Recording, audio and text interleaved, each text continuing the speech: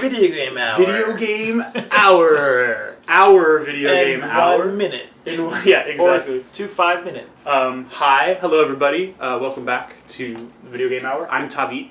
And I'm Yussef. And this is it. We're actually back in the Boogie Down Bronx. It's been a little while since we recorded here. Yep. You know, you might hear a few trains pass by, but that's the nature of the game. It's life in New York, man. It's life in the boroughs. Life in the boroughs, exactly. Yeah. I do love the Bronx, though, man. Every time I get to... And it's a beautiful day, too. Windy, but really nice. But clear, which is good. So for the record, you know, someday, thousands of years from now, when YouTube is being crawled by some, like, overlord, like AI...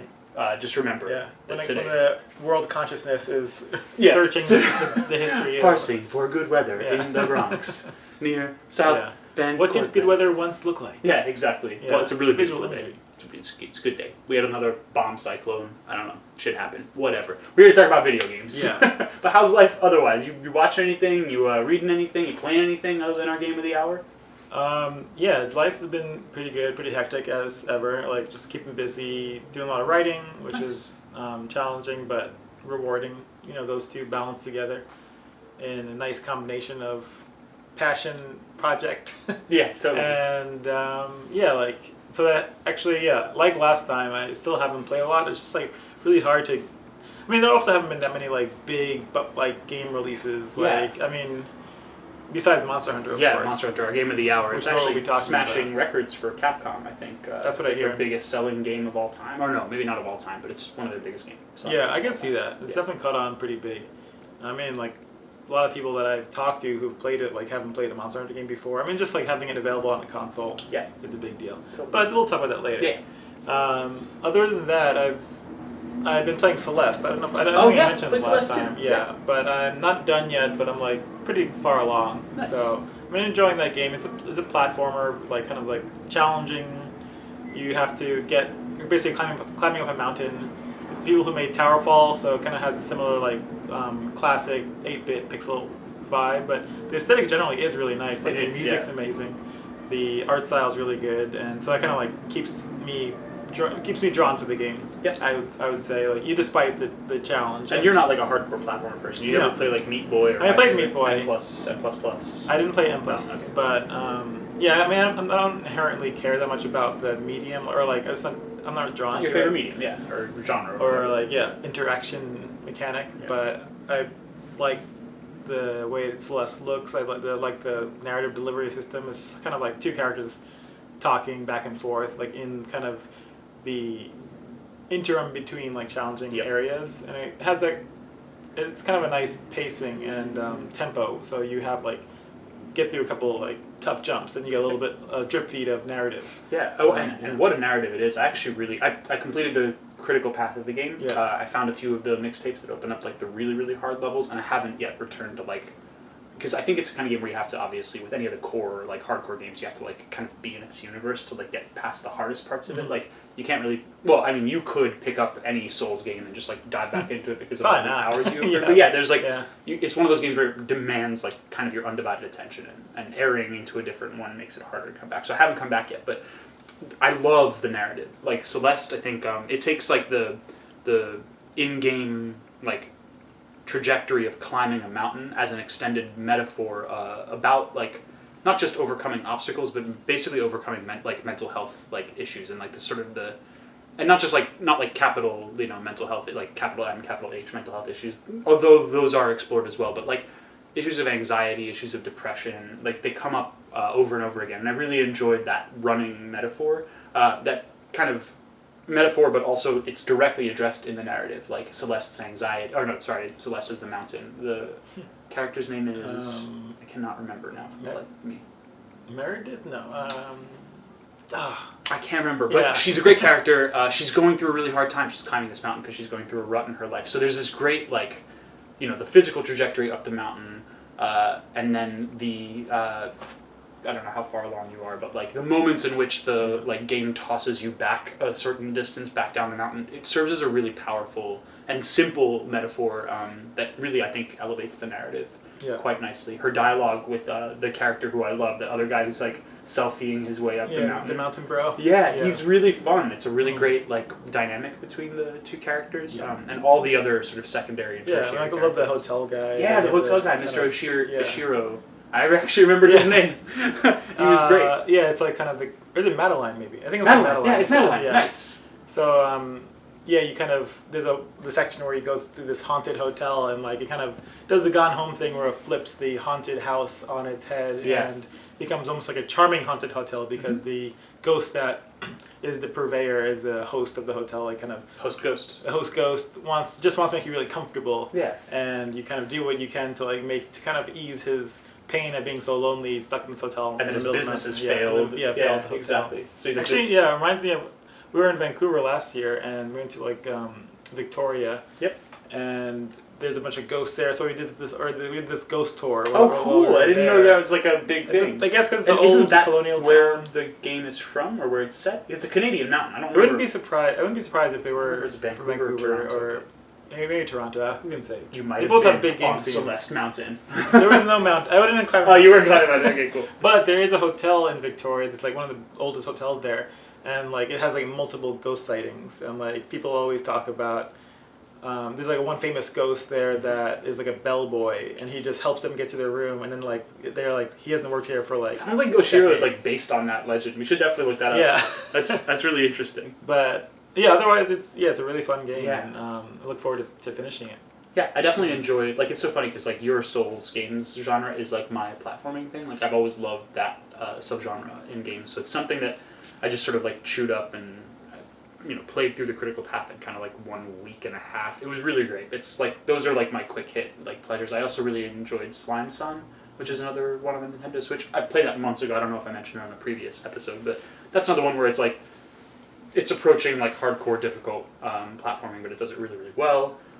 Even lower bit count, like in terms of like throwback nostalgia, it's like 8-bit, where Celeste I feel like is more like the 16 to 32-bit. Yeah. Super Nintendo to exactly. So there's just a really great collection of those types of games, and I really enjoy them. But actually right now I'm playing a game that was just released on mobile phones. I'm not much of a mobile phone gamer, but it was actually by HAL Studios or HAL Laboratory or whatever, the guys who originally made Kirby games. Like they're like one of Nintendo's like most darling, almost like second party developers. Yeah. And they have like a sub-label now called like HAL Egg, which I assume is going to be making these like smaller games. And it's called Part-Time UFO, and it's fucking awesome. It's like super fun because you're one of those like arcade gallery UFO things, those claw machines, right? But you're free floating. You're not in the confines of like an arcade cabinet. So you're this free-floating UFO with a big claw that comes out of it, and you've like come to Earth, and you're doing like odd jobs for people. Like basically, it's almost like Elite Beat Agents level like fictional universe where like a single mechanic can like save the world. And in Elite Beat Agents, it's like from helping an old lady cross the street to like literally solving world peace or deterring an alien invasion. Like dancing is what like saves the world in each case. Yeah. But in this case, like this little claw is used in like a million different ways. You're like picking up objects and like moving them or placing them very carefully, and so it gets a lot of mileage out of a very simple like movement and one button to lower claw and one button to raise claw. Like it does a lot with a little, which is like one of my favorite principles of sort of game design, is like one good core mechanic that's like explored in many many ways. It's like $3.99. I'm more than halfway through it. It's like a great training diversion. Cool. Yeah, I would definitely recommend checking that out. Yeah, that sounds really interesting. Also another short game or a small game is All Our Asias. So it's an indie exploration game by Sean Tani, and he had made Anodyne and Even the Ocean. Yeah, I read some stuff about it like a couple weeks ago, but it's like flown under my radar. So tell me. Yeah, it's been like kind of like a very indie release, but I wanted to pick it up because it's like he's a great developer with a cool pedigree, and the game sounds really interesting. So it's this 3D exploration game, and it kind of delivers you a narrative as you explore these like kind of lo-fi, almost like PlayStation 1 era graphic worlds that are mostly meant to represent like dreamscapes. And because the premise of the game is you are this man exploring his estranged father's like memories before he dies. So you kind of go, it's like this like futuristic procedure where you kind of go into his memories and you kind of wander around and try and like kind of piece together who he was, because you didn't really know him growing up. So it's like very much like an exploration storytelling game, and yeah, I've just been playing it to get a vibe of it and probably write about it. Oh, cool. Nice. Because yeah, it's just like stuff that I share in common as well, like being like kind of a second generation or a child of immigrants, and like kind of talking about that disconnect of like growing up in America but having family around the world, and like trying to like figure out your place in the world and your place within the immigrant community as well, because like a big part of the game is like kind of him like acting on his father's footsteps of like being a organizer and trying to like get kind of work to help these like struggling Asian restaurants in Chicago. Oh, really? And it's all done through this like really like That's abstract so cool. spatial system, but it's like it hits home, and it like feels like you're really doing it, because like there's this whole like kind of struggle against the gentrification of the city, and like there's like innovators like which kind of like are painted almost like as this boss. Oh, right? Nice! Where, That's awesome. They have a tall building and it takes forever to climb to the top. Okay. And then like kind of this giant head, like Star Fox head, like, tells you that your idea sucks. Andros is back. Yeah, but it's like the art director. Totally, it's like Andros, the art director. It's totally fit into that model of like old school gaming, and then like, but it's like talking about modern problems. Yeah. So it's neat. It's really fun, like indie game that I recommend. Yeah. And it's so funny that you're talking about those themes of like growing up as a first generation American, like a child of immigrants. It is definitely like been kind of in the last couple of weeks a really big theme that I keep on returning to, oddly enough. And I think we were just before the recording we were talking about Black Panther, excellent film by Ryan Coogler. And it's funny because in the same week that I finally saw, I'm saying finally saw Black Panther. It's the second week it's been out, but I've been like waiting for so long. Like, there. I must see it. So finally, having seen it, I actually saw it the same week that I finally saw The Promise, which was like a film that was about the Armenian genocide. And I too am a child of immigrants. My parents came to the States in '77. From Beirut, Lebanon, because the path that my family went through historically was like they were genocide survivors. But what's really interesting is like watching The Promise in the same 7-day span that I finally saw Black Panther. It's really great to feel the sort of overarching sense of commonality of like the diaspora experience through both of those films, because I think Black Panther it does. I mean, by virtue of the characters Killmonger and T'Challa, like does a much better job than the film The Promise, which is a film about the genocide being perpetrated. About the divide between the diaspora's sort of mental modes and definitions of what home should mean, and sort of the virtue and vice of both T'Challa and Killmonger's sort of differing viewpoints of what Wakanda's role in the world and what Wakanda's sort of role for the diaspora communities that were going through, that had suffered through slavery, that had been impoverished for so long and been sort of like kept down in the Americas or the Western world for so long. Like Killmonger's like motivation. Yes. It's definitely something that I have not like the African American experience, but like I have experienced from the Eastern Western Armenian divide, because there's like a massive historical and cultural difference. Like Eastern Armenians have gone through Soviet Union. As an experience, like being one of the countries within the Soviet Union and having a very, very, both a really wonderful relationship with the Soviet Union and a very strained relationship with the West, particularly since the Soviet Union has fallen. And being a Western Armenian who, for the first time in my life at the age of 20 or 21, went back to Armenia for the first time, and was like literally like followed home and threatened by Armenians my age in the country, because I was like this Western invader, like this like person who they had associated with people who come in and buy large swaths of property and build churches, when the country itself is mainly post-Soviet, like a godless country on the sort of indigenous Armenian level. And these like massive cultural differences, and also like the difference of what Armenia as a concept means to myself as a Western Armenian versus an Eastern Armenian. It's been a really common theme in the last few weeks of me exploring this, and maybe for the first time in my life softening my own rigidity to that opposing viewpoint, and weirdly, in no small part by the experience of having seen Black Panther, which has nothing to do with my cultural upbringing, but had through those key moments in the movie where Killmonger's actually like explaining his viewpoint, and you're like, this is a justified villain. First of all, thank God, because like Marvel needed good villains, and Killmonger's a fantastic villain.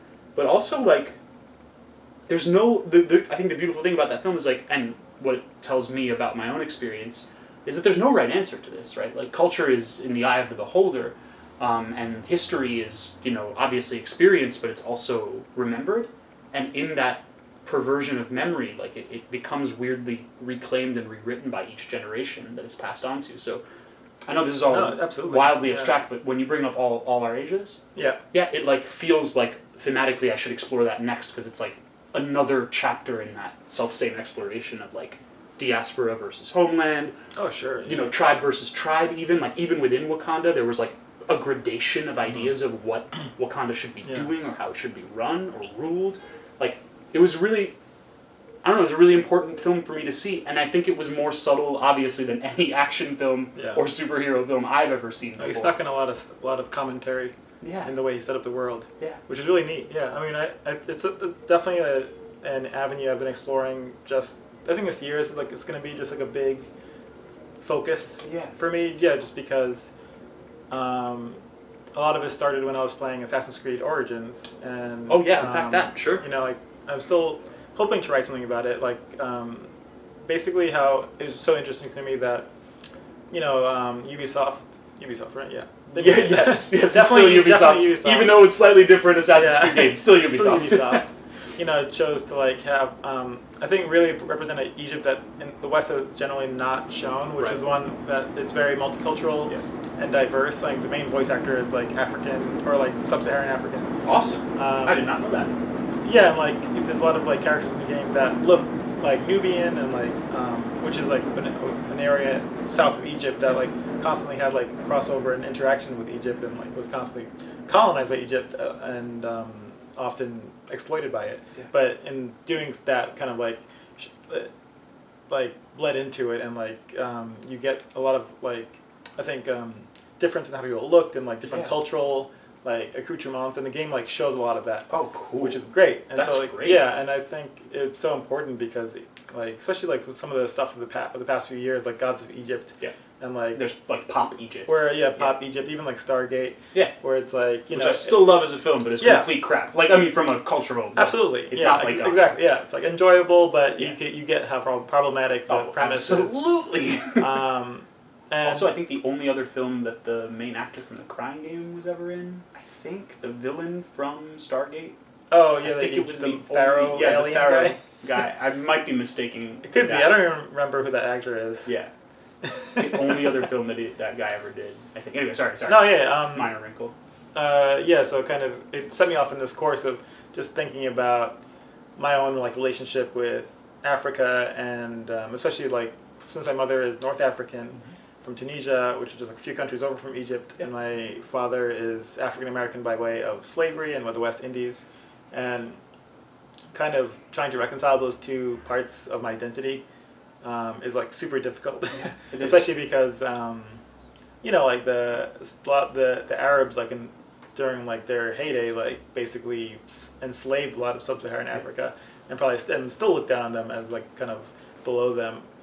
So it's interesting to have like one half of my identity like kind of look down on the other half, and then the Egypt is like this linchpin that I can use to unpack that dichotomy, because it's like this country that I think.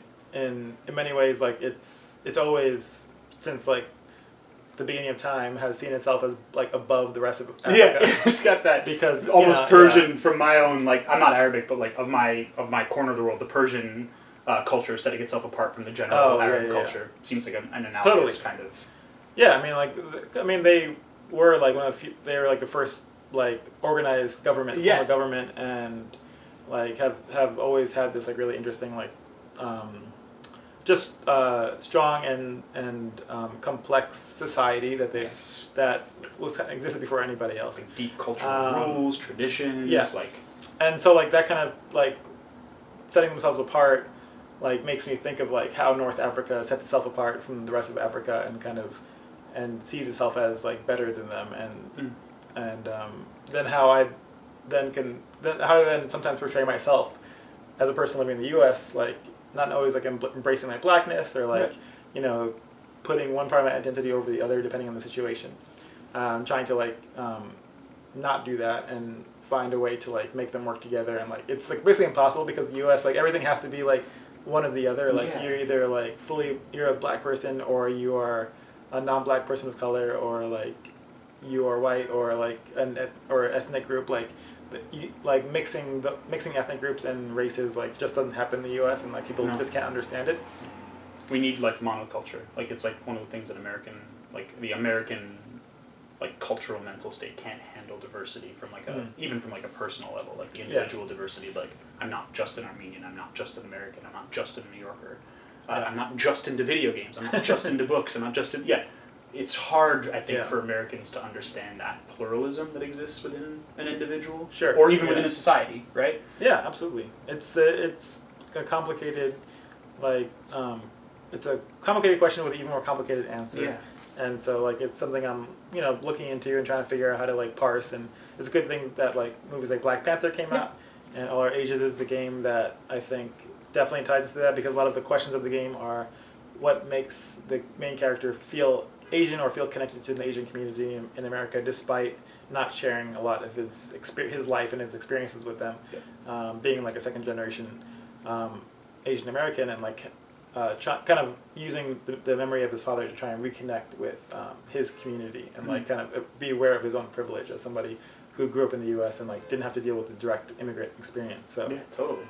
Super interesting. I'll definitely check out that game. Is it PC Mac, or is it like I think it's on both Mac and PC. Yeah, I'm feeling this week the particular woe of not owning any sort of PC because Enter the Breach came out, which is the next game from the creators of FTL. Yeah, I've been hearing. I just don't have a system capable of playing it, and I really want to. I feel like that thing will play on anything. It's just like so flat looking. Like but it's just Windows only for now. Oh, I see. I just don't have a Windows machine or that one. Yeah, that one bridge you got to cross. Yeah, exactly. So I'm woe be me. I can't play Enter the Breach this week. But I'm sure it'll show up on like every system eventually. Like FTL is like on everything. Yeah, exactly. Yeah. And it seems like a really low like lift game. So here's hoping for the Switch. It's like so weird now.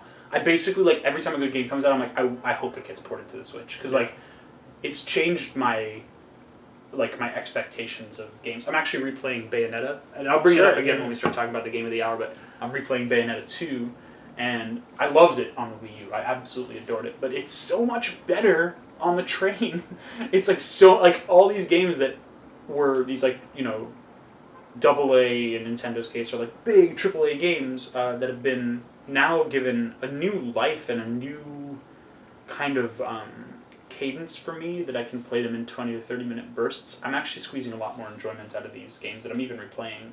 Sure. Like Revelations 2 wasn't that great. Resident Evil Revelations 2 wasn't that great, but again, it's like almost made better by the fact that I can play it for like 15-20 minutes and then just like put it down and move on. Yeah. So that's great. Yeah. I was gonna make a Monster Hunter for the Switch. Oh yeah, I know, and it's so funny because like we can that's a great transition. Yeah. Like our game of the hour is Monster Hunter World, Universe, Generations. I don't know, but World, Planet, and New World, Continent, New World. Right, exactly. And it's a Capcom game. It's basically the next iteration of a very long-running and dearly loved but like cult-ish game, because it sells incredibly well in Japan, and it's sold pretty decently enough that every year Capcom will port at least one of the SKUs of it to the Western audiences, but never a smash, never like in the Western world, never a massive smash. But this game is a smash. Yeah. This game is a gigantic seller for Capcom. It's the first time the game has come to a home console in multiple generations, because I was introduced to it on the Sony PSP, and then I played 3 versions of it on the Nintendo DS or 3DS. And it took me a while to get into it. Definitely have to take my time to get into it. But this is its return to a home console, because I think it initially debuted on the PS2 or something like that. So I'm an old hat or an old hand at the Monster Hunter series, but I'm really interested because this is the first Monster Hunter game that you played? That is, the first. So, tell me your impressions of it, because I've got some questions for you specifically when it comes to this genre, or I'm going to push this into a genre, but just tell me your impressions of the game, considering you never played it. Impressions are favorable. That's good. Yes. It's a game that really embraces this notion of adventure and kind of this like almost like joyous approach to like interacting with I guess an enemy, but really it's almost like an opponent that you're squaring off against in a fight. And that opponent is like either a giant dragon or like a small like snake monkey lizard. Like, snake monkey lizard, my favorite. Really inventive monster design for sure. But yeah, it's kind of hard to describe because while it does share characteristics of a lot of other games, like it's pretty rare to play a game where the plot takes such a dramatic backseat to yes. Just kind of the end all be all of the activity of hunting monsters, yeah. of like kind of doing of like this core loop of kind of getting your gear together, going out hunting or killing or capturing a monster, bringing it back, and then trying to use its parts for armor and weapons. Like that's the whole game. That's like, the game. That's and the yet loop. it manages to make that engaging enough that you don't quickly get bored of kind of basically doing the same activity over and over again. Over and over and over again. Yeah, so like at first I was like a little worried about this kind of monotonous ritual that the game kind of asks you to like engage in, but I think because the upgrade cycle is very alluring, getting to see what the kind of preview what the armor might look like and kind of getting you on this like desire to go and get the ingredients for it. And the fights themselves are really interesting, and especially as you progress along to harder modes, like they start introducing really cool like variables that make the fight like different, and it's just different enough that it doesn't feel monotonous. Like when they start having like the Beetlejuice monster, I call him Beetlejuice. The Beetlejuice. Yeah, exactly. The kind of drop in mid fight and just like fuck everything up when you're trying to like focus on this monster. Really like makes the world feel alive. Yes. And like that you are not the center of it. Yep. Like you're kind of doing your thing, but other things are going on. Other monsters want to like sniff you out and see what's happening. So yeah, it's just like a game. It's like this interesting study of chaotic like continuity, like where it's like you are doing the repeated act is differentiated enough that you just keep wanting to go back to it. Yes, and the loop is like of getting new gear is alluring and attractive enough that it keeps bringing you back. Yeah, absolutely. Yeah, it's a really great sort of summary of it. I think for me it's actually interesting because it's the one game franchise that I actually grind and don't mind the grind. We've talked about this on past episodes before where I am pretty much allergic to grind. Like it's X'd out a whole bunch of really classic like Japanese RPGs and like old school RPGs that I've just like straight up missed out on because like I know I'm not gonna be into it, and I know that after like the 25th hour I'm just like, yeah, all right, that's good enough. Like Big Bad is not worth like the end of this amazing plot is just not worth me sitting through these turn-based battles or whatever it might be. Yeah. But there's very few games that, and actually before this episode I went back and checked my the latest 3DS that I have just to see the file like time. Sure. And the Monster Hunter games are consistently the longest games that I played. I played like over 200 hours, which is something that very few games have crossed that 200-hour Rubicon for me. Like I just don't play games that long. It's a long ass time. Yeah. I think aided, of course, by the fact that those were portable games. I don't know if I'll play Monster Hunter World that long. Maybe I will. But these are games that I would regularly put in 200, like each SKU put in like 240, 250 plus hours. So like that's something to sneeze at. Like it's a chunk of days, of my life that I've put into these things, weeks. And I think it's, as you said, there's just so much basic refinement of that core hunting loop, that in-game action that's squaring off against a very well-designed opponent. That has just enough evolution over the course of the many times that you'll fight it. The attack patterns will change, condition will change. Like if you get far enough past the Everstream, they'll reintroduce monsters you've seen before, but now they can spit fire, and now they can shoot like molten balls, and now they have like an extra elemental thing. Meanwhile, your weapons are starting to gain a little extra elemental twist, and like their levels are coming up. So, if we stripped it completely bare of its graphics, and if we took it away from its action gameplay, it's a spreadsheet. You are playing a spreadsheet game where there's like, you're essentially min-maxing the whole game, which is a very, Japanese like RPG or Japanese game design tenet where it's like mathematically kind of perfect curve.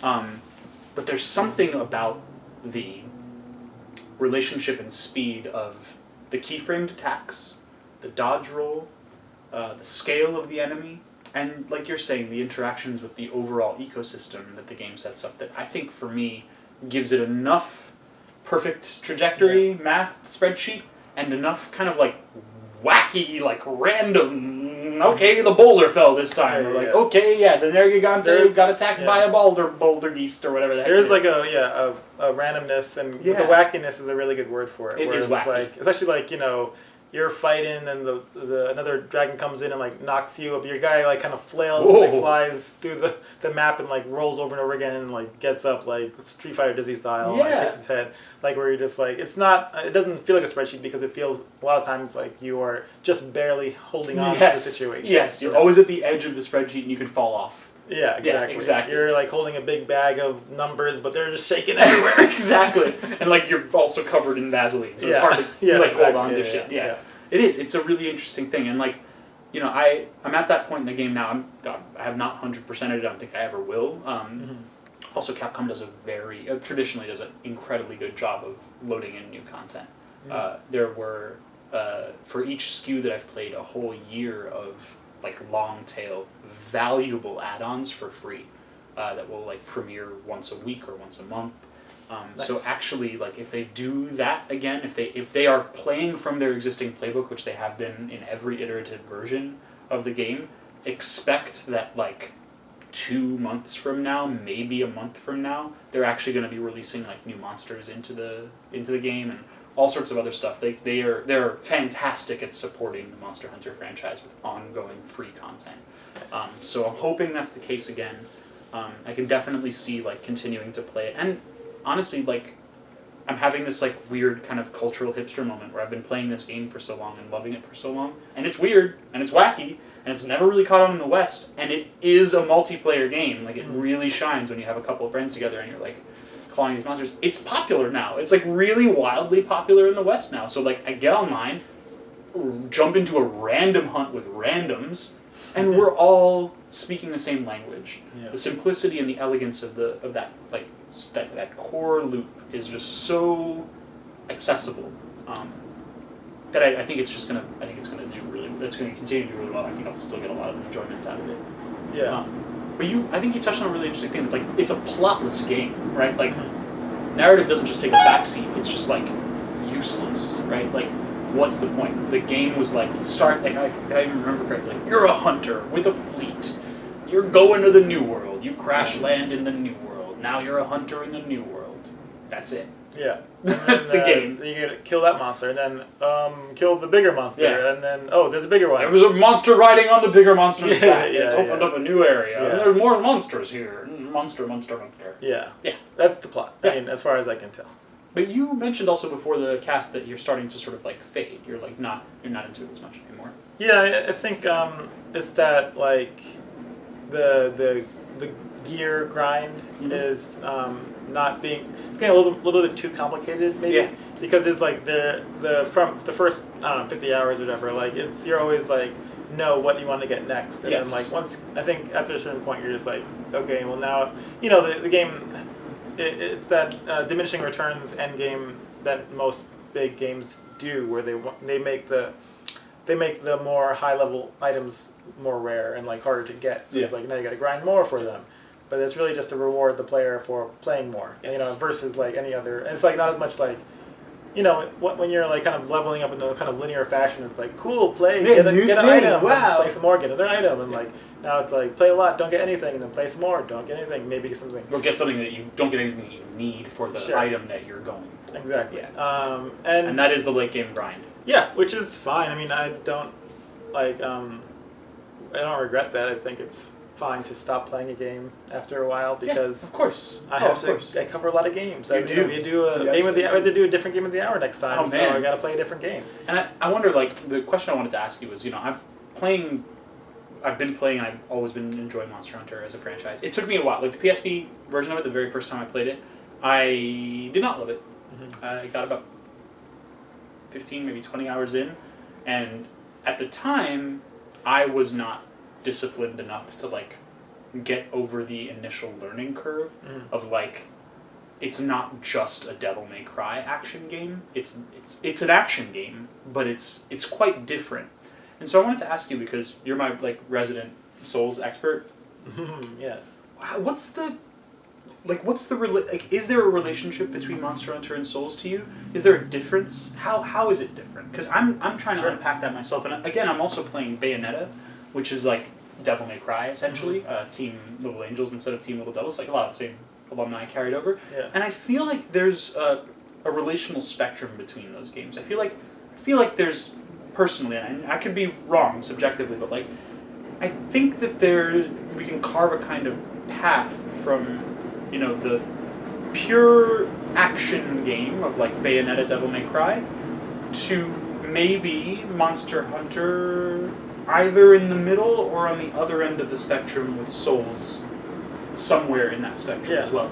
But I wanted to get your take on it, because I've never punched past the 25, 30 hour mark of any Souls game. I've gotten to that first curve where you're like, I actually rang that first bell. I'm fucking God. I know how to play this guy. Oh no, God, Jesus Christ, you're nothing. Welcome to hell. Like Blight Town, and you're just like, I don't want to start over again.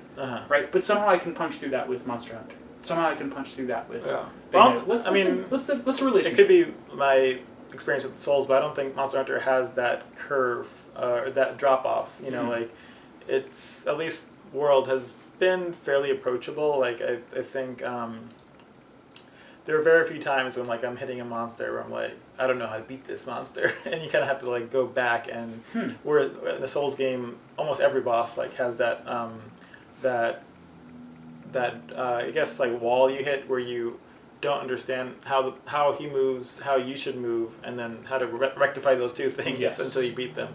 Whereas Monster Hunter, I think there's a lot, because of the chaos, there's a lot more leeway to kind of, you know, run away, get your health back, and then maybe, like, try a different angle. It could also be, like, just using the insect glaive weapon, because there's, like, 20 different weapons you can use. Some of them are harder than others. This is, like, the one I'm using, like kind of launches you in the air and allows you to, like, get out of the way of a lot of the ground attacks and just, like, hit him on the head while you're flying over him a bunch of times. So almost, like, I mean, that already distinguishes it a lot from Souls games for me. Like, if I was using, like, a big hammer or a sword, it might be more like placement might be more of an issue. Whereas I think, like, Souls, like, placement is everything. Like, so much of it is about your limitations in the physical space, where you only have so much stamina and health, and you have to kind of balance those with needing to do damage to the boss, who's also at the same time moving around in unpredictable ways. And while and those all exist in Monster Hunter, like, there's just, like, it's just so much more forgiving that you consider them, but they're not the, like, the rule, the, you know, the language to learn perfectly to proceed. So I think Monster Hunter doesn't, like, Souls feels like, it's interesting actually, because it, like, Souls feels like a world that you don't belong in. It's like, this is it. You, like, fuck you for being here. Like, you're trespassing on the graves of, like, people who are much greater than you. And, like, you have to, and you, like, how dare you defeat them? Whereas Monster Hunter really has this kind of broy, like, almost like colonial. I was gonna say, I mean, like weirdly, like, I mean, like, it's powerful. It's like, Japanese, so the colonialist aspect is not exactly like a Western colonial not thing. Western colonialist, but Eastern colonialist for sure. Like, exists. And then entitlement is what I was gonna say. Like, kind of bro entitlement, where it's like you kind of roll into the new world and you're like, this is awesome. Let's go hunt some monsters. My job is monster hunting. Yeah. So I mean, the tone drives the mechanics in some ways. Interesting. Where I think, like, it's welcoming you to this cool, Disney adventure of, like, killing, like, squaring off against some cool monsters. But it's not like the monsters are, like, it's not like you are, like, ending a god's life, or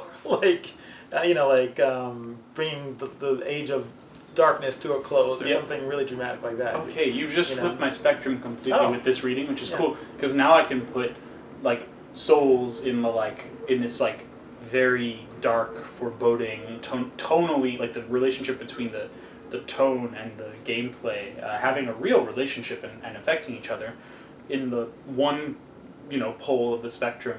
Yeah. Then actually weirdly Bayonetta or Devil May Cry where it's goofy at times, but it's very like it's dealing with like these like very like good and evil, heaven and hell, and actually weirdly connecting back to our diaspora conversation, a witch that's cast out of both heaven and hell is an enemy of both sides that she used to represent the Umbran side, and now she's like kind of caught in the middle of it, a human that is both cast out of Devil May Cry also has that. Devil May Cry, yeah, exactly. And then Monster Hunter, which is like, there is no God, everything's great. Like, whatever, like, it's all or great. Like, God's on your side. You are God, yeah, God's on your side. It's interesting how you have the mechanisms of the state behind you. Yeah, it is interesting. It's really great to unpack it this way, because I was kind of coming at it from like a ludological standpoint of just like gameplay itself, but we can't separate the two, I think, in these cases, even though plot is so sparse in Monster Hunter and plot is so hidden in Dark Souls, and it's full plot forward in Bayonetta or Devil May Cry, where essentially it's doing these big cinematic moments. I'm just on the train up here, I was just fighting Baldur, who's like one of the big bads, who's also like linked to Bayonetta's past. And it's like, it's cinema. You feel it more on the train when a cutscene runs more than 30 seconds to a minute. You're just sort of like, I'm not playing. Yeah. I'm just like holding a screen. And the guy across from me is like, what the fuck are you playing, man? Because like, it's a wild ass game. But it's interesting to think about that. It's like, Souls hides its lore, or like its lore is everywhere, but like the deep lore and the explanation of it is like you're not allowed into it. You have to like find it yourself. Yeah.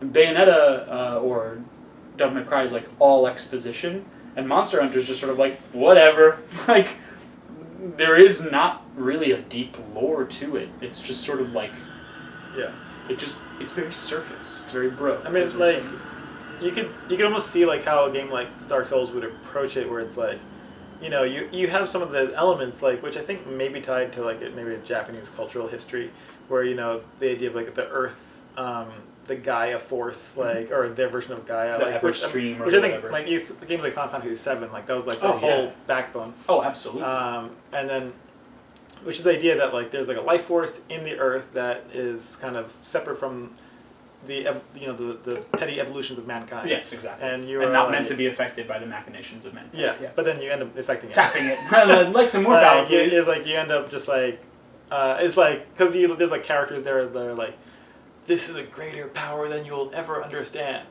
But prove you're a badass, and then you can proceed. Like Shinra. Go kill some kill enough monsters, and then you can understand it. Yeah. Oh, congratulations! Pretty like great. like it's more not armor. Yeah, exactly. As opposed to like like a Souls game where like if this was like Monster Souls world, like you would just show up and like no one would tell you what to do, and these monsters would just like guild, like literally smash into the ground with their foot, like and then like it would just like maybe you might get a hint of like what is the undercurrent of this world, but it would be important. It's interesting how it's like it's hidden but it's important. Yes. Whereas in Monster Hunter it's like explicit but it's not important. So like on one end, Dark Souls, prepare to die. Yeah. On the other end, Monster Hunter, prepare to faint.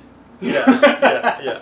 It's like the lighter version of it. Yeah, I mean the fainting does like play into the tone where it's like you're not dying, you're just getting punched out, like because like you're just like as tough as the monsters really, like, but yeah, it's like a game. It's like like a Crocodile Dundee kind of character. Absolutely. Or like this like it's cartoonish. Where you're kind of it's just like the image it paints of this like game hunter, like backcountry explorer that eats a lot. The eating and drinking kind of plays into that, where it's like kind of this hearty guild atmosphere of just I don't know, like of like you're. I mean, also the community of it too. Yeah. Like you're not alone. No, like you're not meant to play it alone. You're meant to play it. And the base is always back right within reach of you, and then you kind of you go out, come back with your trophies, and you do it again. So like it's not like, the tone dictates so much, and I think that's. I mean, for both games, I feel like the mechanics complement it. Like I don't necessarily wish that Monster Hunter was harder. No. It's a different beast. I'm just putting them on a spectrum. No. Yeah, I'm just like kind of rectifying in my own head, where it's like. yeah, I think that for both games, like the tone and the mechanics meet each other halfway, and like make the experience more cohesive. Like, and you know, it's probably the same for Bayonetta. Mm-hmm. Well, if I ever get to play it. You've never played Bayonetta? Well, I played the demo. Okay. For both games, it's a problematic. No, I will play it. It's a problematic game for sure. Like, because it's like hypersexualized, but it is also a completely self-motivated, independent woman character who like is not beholden to a man or like a romantic relationship. The SM aspect of it. There's really, it's problematic in the portrayal of her, but weirdly enough, it's like also very much based in European, like a Western European, not deeply researched, but like researched and informed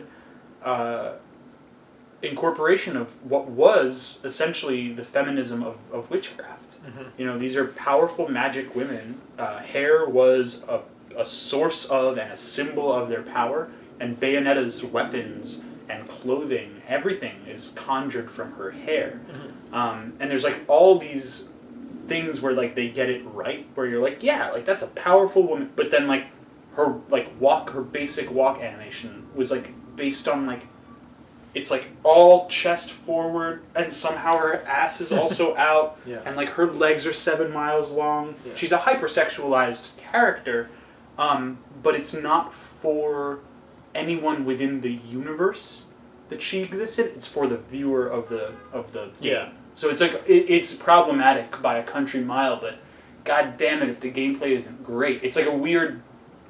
It's just definitely like a weird ass game. It's a weird game. No, I appreciate the weirdness of it, and yes, kind of what draws me to it. So, I will. Yeah, I'll play it. Yeah, I'll play it. I'll let you know. But yeah, so like I think I love the way that you sort of stratified Souls and Monster Hunter, and I think it's also interesting to think about like I have a difficult time placing these kinds of games because I, again, maybe because of my sort of allergy to like the JRPG grind, I tend to be like, oh yeah, like Souls and Monster Hunter and definitely Bayonetta are action games. Mm-hmm. But then my friends will be like, nah man, Souls is an RPG. Nah man, Monster Hunter is an RPG. Do you think like there's do you think it's like worth unpacking that? Like I know like what's in a name. Like there's genre benders everywhere, right? Like there's film and there's books and you know, even my favorite book, Moby Dick, is like a meta novel where it's like it's not an adventure story, it's not poetry, it's not any one thing. It's everything mashed up. Like is there something that we gain by classifying these kinds of experiences? That's a good question. I guess like what makes I don't know if it does necessarily add clarity. Right. Kind of a question of like asking what the game offers, because it's kind of hard to present it as a RPG in the sense that because there's no narrative. I mean, I feel like that's so central to an RPG, at least like Japanese RPG. Yeah, the Japanese RPG, exactly. And RPG itself is a term that has to be like broken up into a bunch of pieces. Like, yes, you know, because action RPG. The Western RPG has its own mode, and the tabletop RPG has its own mode, and then you have. Just because the game has gear and leveling, I don't necessarily think that makes it equivalent to like something like a Final Fantasy, where when you play Final Fantasy, you know what you're going to get. Yes. Like you're going to get a narrative-driven experience, with very regimented like systems of fighting and interaction. Exactly. And then a world you have to kind of go around it. And yeah, I think Monster Hunter kind of defies a lot of definitions as a game. Well, keyframed animations, right? Your attacks are the same every time. But I mean, in terms of like what to expect, is like what can I compare it to? Like if I compare it to Souls, it was not correct. It doesn't feel like a Souls game, and it also doesn't feel like a Devil May Cry or Bayonetta. No, it certainly doesn't. But have you tried playing with different weapons? Only a little bit, like not that much, mostly glaive. Because I have to say, like I'm a glaive as well, but I'm also a longsword, and I'm starting to fuck with other weapons as well, and it really turns it into a very mechanically different experience. That's what I expect. And I think if you did like try playing with a hammer or a switch axe, you might actually have like a mechanically comparable experience to a Souls game, simply because you're grounded and your dodge rolls are like way more methodically slow, and you're forced to on the ground experience the enemy attack patterns in a very different way than when, as you so poignantly said, like you can launch over a lot of the ground attacks with that awesome glaive. But no, I noticed that when I was fighting the Diablos, because yes.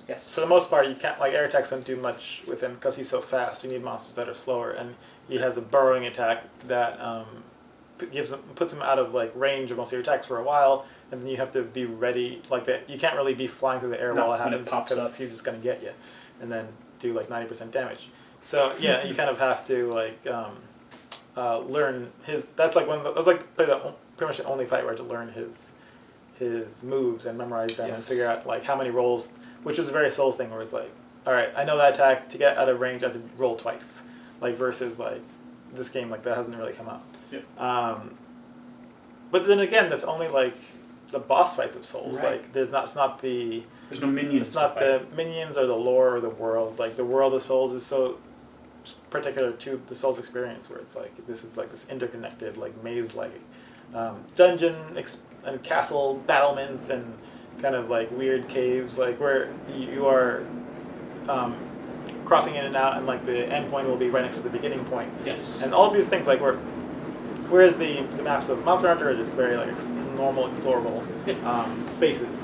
So I think like if you're gonna you just like I mean that's why in the beginning like it was hard for me to like easily explain the game or my takeaway from Monster Hunter. I just don't think, mainly because it's really about the small core loop of the experience. Like I mean, it's crazy how it really is just taking away the story of a JRPG and giving you only the grind. That's the entire game, just the grind. It's just the grind. So in that way, it's like somebody who's looking to play a story game, they're going to be disappointed. If you tell them to play because it's an RPG, they're going to absolutely be turned away from that.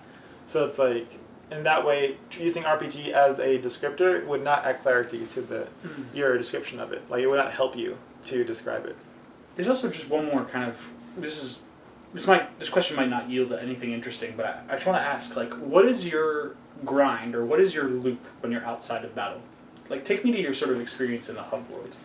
Sure. Yeah, it's kind of fun to like figure out the ritual you want to take. Like, a lot of it is I'll start next to the resource. The researchers. The researchers, yes. Or I guess it's like the bounty people. Yeah. You exactly. They're called the research team, but yes, they're the bounty folks. And you kind of like hand in whatever like incidental world. Get those armor spheres. Yeah, get the spheres. Very important. Like kind of like they'll be like pick 10 mushrooms or like kill a couple winged monsters or ground monsters, and you kind of get bonuses from that just happen as you play other objectives, and then. If the ship captain comes in, I'll go get the ship stuff. Gotta get that. The Argosy's in, man. Then I'll kind of go up. I'll check my wish list to see if there's like anything that I can. Usually it'll remind me. Like if you have a wish list that's like set up, or you'll just go to the workshop and just see if there's something that you want to like look at. Yeah, it's kind of like going to the mall. Going to the mall. It is exactly. There's like really go check out your items. Resources on the trade floor. Yeah. You know, it's like checking into the bank essentially. Yeah. Go to the bank. Yeah. Get your deposit your money. Exactly. I go right to the farmer guy or whatever, and I pick up my herbs and shit. Yeah. And I'll like turn around, hit the elevator to the workshop, check them all. Yeah. See if there's anything cool going on there. Then go to the food court. Yeah, I hit the canteen, man. I hit the canteen like, whoa. Yeah. Because I just love those cat animations of the cooking. It's silly. They're fantastic. Because you don't even need to go there. You can just eat out. But it's just nicer, have the nice restaurant experience where the cat chefs will serve you. Yeah. So it is really like this mall experience. It is like a mall experience. And kind of ties into the way the game is not forbidding at all, and not like it's not an uncomfortable experience. It's always like everything is there to comfort you. Exactly. Like all these little elements of this base camp are just there. You're home away from home. Yeah, and you kind of like come back and you rinse off from the. It's almost like a Metal Gear Solid 5, right? I know, you kind of come back to the base. It's so funny. It's like, and I have to say, especially between this episode of the Video Game Hour and the last one, Mm-hmm. it's not just that Nintendo's had a very good year. I think like Japanese game design has had a very, very good year. We've been seeing like Nier Automata, like a whole bunch of games that are coming from this like very, not just from a staffing perspective, but I think from like cultural design aesthetics perspective, like it's been a really great year or 2 years for Japanese game developers from like a market perspective where I agree. you know, Switch, 5 Switch, to 7 years ago, Kojima-san and like a whole bunch of other Japanese developers were like, peace the fuck out, America wins. Like, it's all about American game design. And then I think because, you know, we're dealing with a commercial art form, I think that there was a real, in that battering of, from a sales perspective, Japanese designed games for a while where like Bethesda's and even CD Projekt Red's or like a Western European kind of aesthetic and game principle like came up where it's like, freedom, go where you want, explore what you do, level up by doing, you know. That mental mode was absorbed and sort of, it was ingested and it was also like considered very much by the glitterati of you know, Eastern development studios, and now they're spitting it back at us, and I think doing it way better than we ever did from an East-West perspective. Like, you know, Breath of the Wild redefined what an open world, you know, action RPG could be for me. Yes.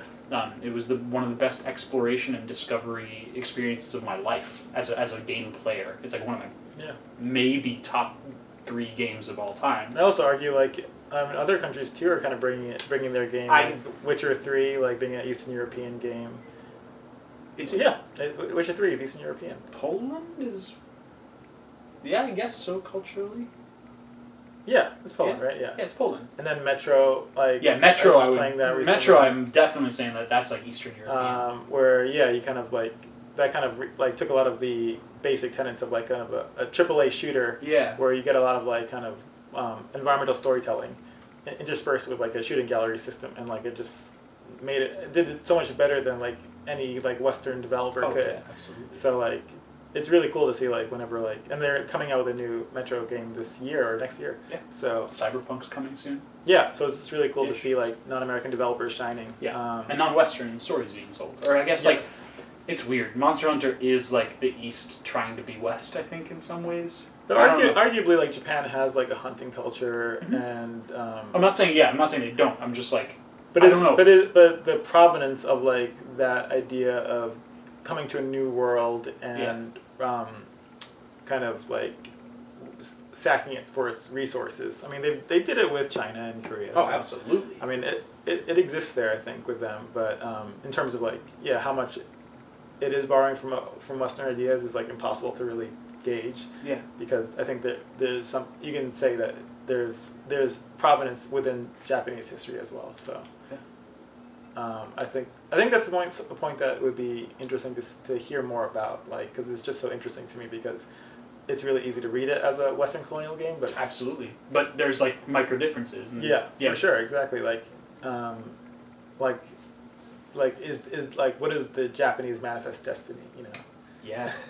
And which exists for sure. Yeah, and like I mean, post Empire Japan. Yeah, exactly. Like, is this them like kind of like tapping into that empire? Mentality. Yeah, so interesting. And even, last episode when we were talking about what is it, silence and like exactly. It's like kind of all coming full circle. Actually, also speaking about coming full circle, one note because I think we're almost out of time. Last episode, I said something that I need to like basically be like I was wrong, which is we talked about Metal Gear Solid for a second, and I was like, yeah, maybe Metal Gear Survive will be like. Finally, like, the game engine finds a fun game. Did you play it? No, I haven't played it. But I'm reading review after review, and I was like, I was wrong, man. From all the reviews I'm reading, it's like it seems like it's the worst version of the game that could have possibly hit the market. Yeah. I might wait till it's like discounted. Yeah, or PS Plus or something. And PS Plus, exactly. That's one of those. It's like meant for the like. Yeah. I feel like the Blockbuster when we were kids, like. The $5 game bin. Yeah, the big bin. Whoa! I am recorded forever saying that might have been a good game. let me just apologize. I was wrong. Apparently, I'll play it and maybe I'll return to just chalk that up to you being a forever Metal Gear apologist. Hey, I said it out loud. Phantom Pain was shit. Yeah. I hated that game. I'm not hated, but it wasn't very good. Gravely disappointed. I was gravely disappointed. You sure don't want to shoot some crystal then? At this point, the reviews, it's like getting 5s and shit. Yeah. Like, I don't know. I was wrong, and I'm sorry. I mean, you kind of see the writing on the wall. Like, there's like, we got this engine, we got to let's make some money off of it. Wring some more money exactly, from the stone. But yeah, so yeah, I mean, so next month, Game of the Hour. Don't do it. We should do it. It's been a long time since we fully hated a game. That's true. And you know, when I think back to our oldest episodes, where I was just like, the Dallas Principle, fuck you, and you were like, what was it? The Jonathan Blow, The Witness. You're like, The Witness, fuck you, man. Exactly. I think it's the best. Yeah, we gotta find some games that we're gonna disagree on. They gotta be out there. I'm sure they're out there. We'll find one. Yeah. So until then, thank you guys so much for watching or listening, or I don't even know, we're just being here. Yeah. So all observing our emanations through your holes. Through your holes. That was gross. That's great. This has been the Video Game Hour, and thank you so much. Catch you next time.